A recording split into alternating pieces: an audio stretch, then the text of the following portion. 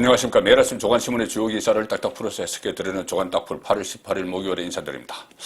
자, 지금 오늘도 법원이 이준석 전 국민의힘 대표가 신청한 이 비대위 효력정지 가처분 신청, 신문은 어제 마쳤고 오늘 계속 검토를 하고 있습니다. 조만간 결론을 내릴 텐데, 자, 이준석은 심리를 앞두고 지난 토요일에 기자회견을 열어서 윤석열 대통령을 맹렬하게 공격을 했죠.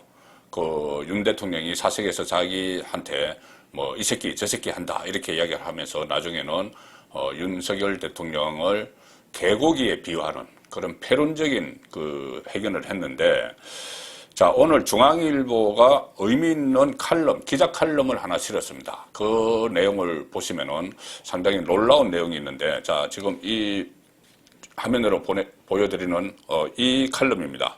현장에서 이 윤성민 기자, 중앙일보 윤성민 기자가 쓴 기사인데, 칼럼인데, 자, 제목은 선당 후사 외치더니 제 허물은 덮는 이준석의 내로남불. 내가 하면 로맨스, 남이 하면 불륜. 자, 내로남불인데, 청년 정치, 젊은 정치, 이것을 강조하는 이준석, 구태의연한 건, 다 아시는 이야기죠. 박근혜 정부 때 초기에 기세등등하던 시절에 호가호위하면서 성접대나 받고 금품을 받았던 그 이준석이 이 기자회견에서 본인에 대해서 이 새끼 저 새끼 한다 이렇게 윤석열 대통령을 맹비난했는데, 이준석도 사석에서는 윤석열 대통령에게 욕설을 했다. 자, 그런 내용입니다. 13일 회견에서 이 새끼 저 새끼 하는 사람을 대통령 만들기 위해 당 대표로서 열심히 뛰어야 했다 이렇게 이야기를 했죠. 그리고 또 강복절 날에는 라디오에 출연을 해서 앞뒤가 다르면 그건 곤란하다. 그래서 뒤에서 자신을 욕하는 윤석열 대통령을 막 공격을 했습니다. 그런데 반대로 이준석도 사석에서 윤석열 대통령을 비하하는 표현을 썼다는 얘기도 있다. 당내 인사들에게 들을 수 있는 내용이었고 정치권에 출입하는 많은 기자들도 알고 있는 내용이다. 자, 이 칼럼을 쓴 윤성민 기자도 국회를 출입을 하죠. 정치권을 출입을 하죠. 다 알고 있는 내용이다. 욕설 대상은 윤석열 대통령뿐이 아니다. 이준석은 바른미래당 최고위원이던 2019년 사석에서 X신 이런 비속어를 써가면서 안철수 의원을 비난했던 일도 있다. 그때 징계까지 당했습니다. 이준석은 지난 15일에 이렇게 변명을 했습니다. 안철수 의원이 이런 정치적 선택을 하면 X신 되는 것이라고 이야기했던 것이다. 이렇게 해명을 했는데, 당시 발언은 그것뿐만이 아니었다는 겁니다. 바른미래당 윤리위원회에 따르면, 당시 윤리위원회에 따르면은 이준석은 안철수 의원을 겨냥해서 인간 수준이 안 되는 것이다. 이런 막말도 막 했다는 것이 윤리위의 이야기입니다. 그리고 이준석은 당시에 이렇게 이야기했습니다.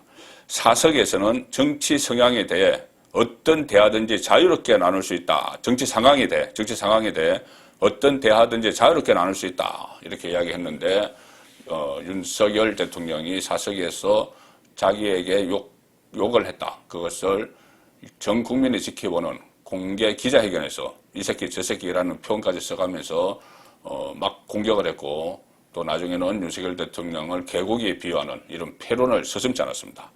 자, 이 칼럼에 또 이런 내용도 나옵니다. 이준석이 돌출 행동을 많이 하니까 당내에서 원로들이 선당 후사를 해야 한다 이런 이야기를 했죠. 당을 먼저 생각해야 된다. 그런데 거기에 대해서 기자회견에서 이런 말을 이준석은 했습니다.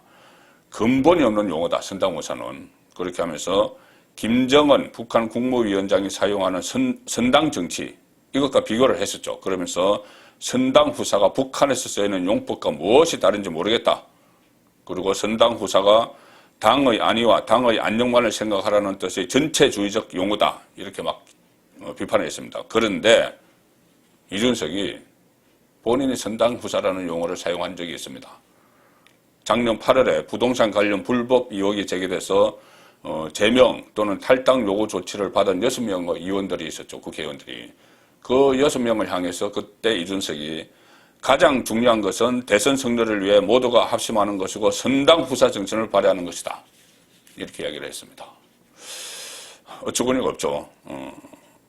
그리고 이 칼럼은 이렇게 끝을 맺습니다. 현재 집권 여당 혼란의 출발점 중 하나는 이준석 대표의 성상납 의혹 그리고 7억 원 각서다.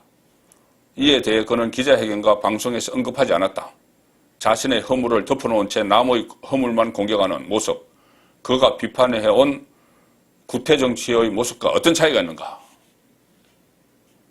자, 이 윤석열 기자도 젊은 기자일 텐데 이렇게 따끔하게 질문을 합니다. 이준석이 기자회견부터 윤석열 대통령, 윤핵관을 향해 날선 비판을 하고 있는데 윤 대통령의 욕설부터 대통령실 거짓 해명까지 그 비판이 전방위적이다. 그런데 이 전 대표 자신은 그런 비판에서 자유로울까? 이렇게 시작하는 칼럼입니다. 자, 이제 국민의힘 입장에서는 이준석은 전 대표가 됐고 어쨌든 비대위를 거치면서 그 법원 심사, 법원 결과에 따라서 판결 결과에 따라서 좀 상황이 변할 수도 있지만 일단은 신청이 기각되고 가처분 신청이 기각되고 비대위가 다음 조기 전당대회를 준비하는 수순으로 갈 가능성이 높죠. 그러면 국민의힘 입장에서 이준석 같은 당대표는 다시 나오지 않아야 될 겁니다. 자, 지금 자기 당대표 누가 유력한가 이 이야기들이 나오기 시작을 했는데 오늘 여론조사기관 넥스트 리서치가 SBS 의뢰로 여론조사를 실시해서 발표한 게 하나 있습니다. 뭐냐면은 이 자기 국민의힘 당대표 선호도에서 유승민 전 의원이 일단 19%로 1위를 기록을 했습니다. 그런데 그 뒤를 이준석, 안철수, 나경원 이렇게 쭉 가는데 당대표 선출의 70% 비율을 차지하는 당심이죠. 일반 국민 여론조사는 30%. 나중에 결선에서 본 경선에서 일반 국민 여론조사는 30%가 반영이 되고 책임당원 투표가 70%가 반영이 됩니다. 작년 당대표 경선에서 이준석은 그 당심 책임당원 투표에서는 나경원 후보에게 졌는데 일반 국민 여론조사에서 58% 압도적으로 받아서 당선이 됐죠. 거기에는 역선택이 많이 들어가 있습니다. 민주당 지지자들이 그 표집이 되기 때문에 거기에서 상대적으로 약한 고리 또 아니면 당내에서 분란을 일으키는 내부 총질을 하는 이준석에게 표를 몰아줘서 이준석이 당선됐죠.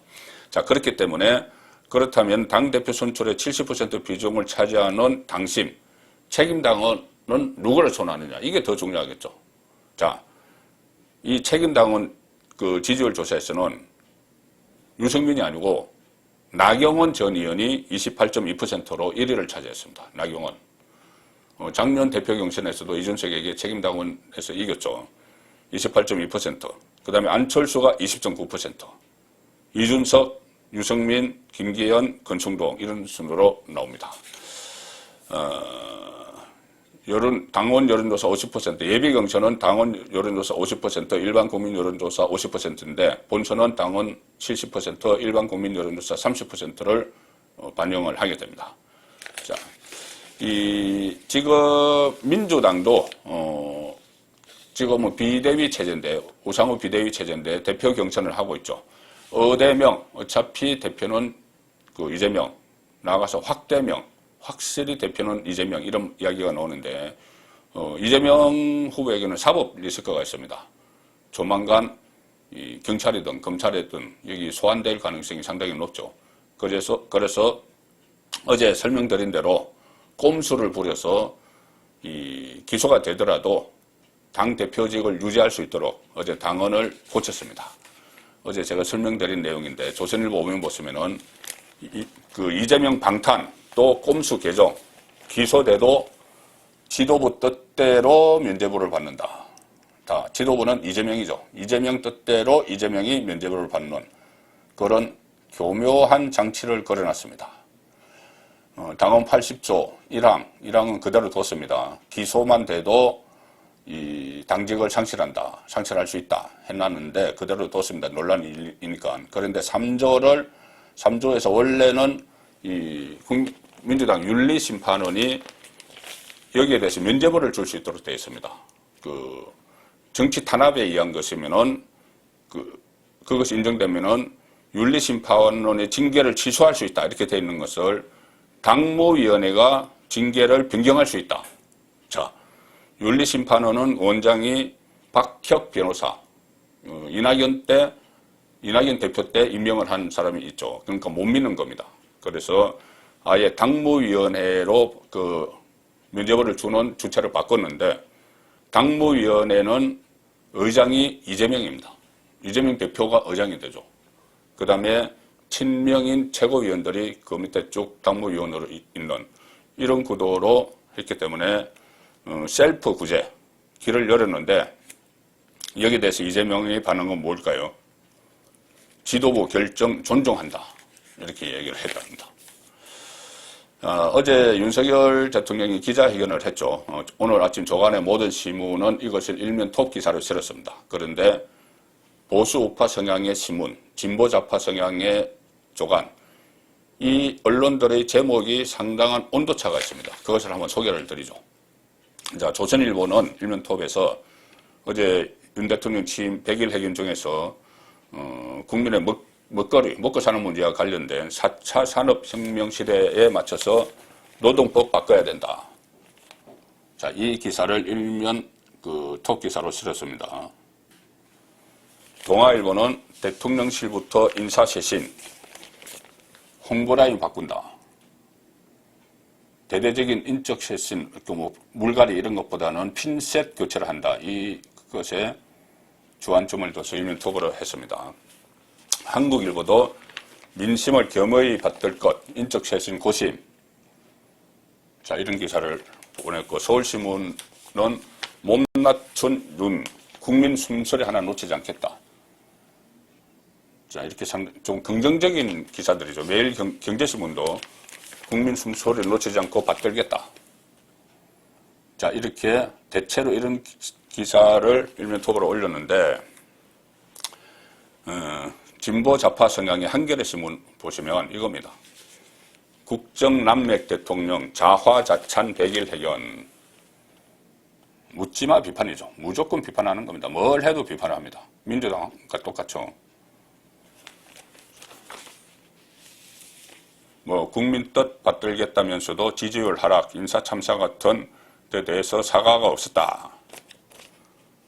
그리고 경향신문, 똑같은 성향이죠. 경향신문 기사를 보면은 제가 어제도 그 소개를 드렸지만은, 취임 100일 맞아서 무조건 윤석열 대통령을 비판하는데, 꼬집는데, 조롱하는 데만 초점을 맞춥니다. 좀 신문을 신경질적으로 만들지 않나, 그런 생각까지 듭니다. 경향신문 요즘 논조를 보면은. 자, 오늘도 반성도 쇄신도 안 보였다. 다른 데서는 인적 쇄신 이야기도 하고 여러 가지 이야기를 하는데, 다른 언론은 반성도 쇄신도 안 보였다. 이렇게 그냥 단정을 합니다. 이 지방 언론을 한번 보시죠. 지방 언론도 온도 차이가, 미묘한 온도 차이가 있습니다. 뭐냐면은, 자, 부산일보. 어제 부산과 관련해서 부산에서 2030년 부산 엑스포 세계 박람회 유치전을 벌이고 있죠. 거기에 대해서 어제 질문이 나서 윤석열 대통령이 대답을 했습니다.